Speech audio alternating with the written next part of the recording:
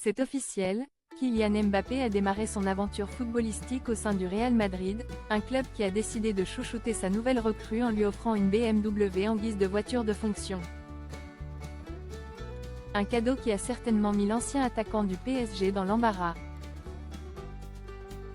Après un Euro de football mouvementé aux côtés de l'équipe tricolore, Kylian Mbappé a rejoint officiellement le Real Madrid après 7 ans passés au sein du PSG, avec à la clé, un juteux contrat de plusieurs millions d'euros.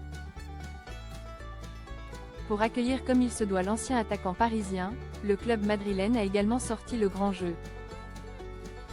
En plus d'avoir été présenté en fanfare aux supporters des Merengues le 16 juillet dernier, l'as du ballon rond s'est vu offrir une magnifique BMW i7 d'une valeur de 127 000 à 200 000 euros environ.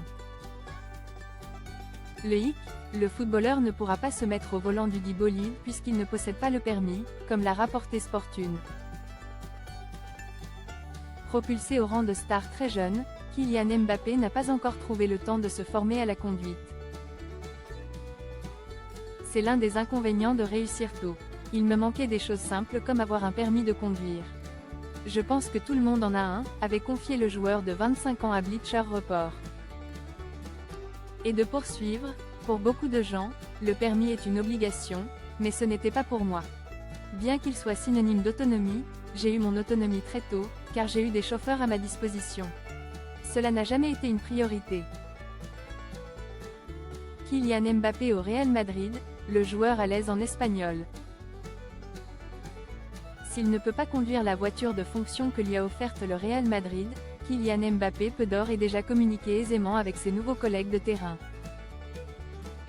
Et pour cause, le fils de Wilfried Mbappé Lotin se débrouille parfaitement en espagnol, une langue qu'il a apprise il y a de nombreuses années dans le but de réaliser un jour son rêve, à savoir jouer dans le mythique club où évolue Vinicius Junior ou encore Luka Modric. J'ai commencé à parler espagnol à l'école. Je n'étais pas le meilleur, mais en espagnol, j'étais toujours à 100% parce que mon rêve était de jouer pour le Real Madrid un jour, a-t-il confié lors de sa récente présentation aux supporters du Real Madrid. Un parler que Kylian Mbappé aimerait perfectionner cependant, comme il l'a assuré face à la foule en liesse.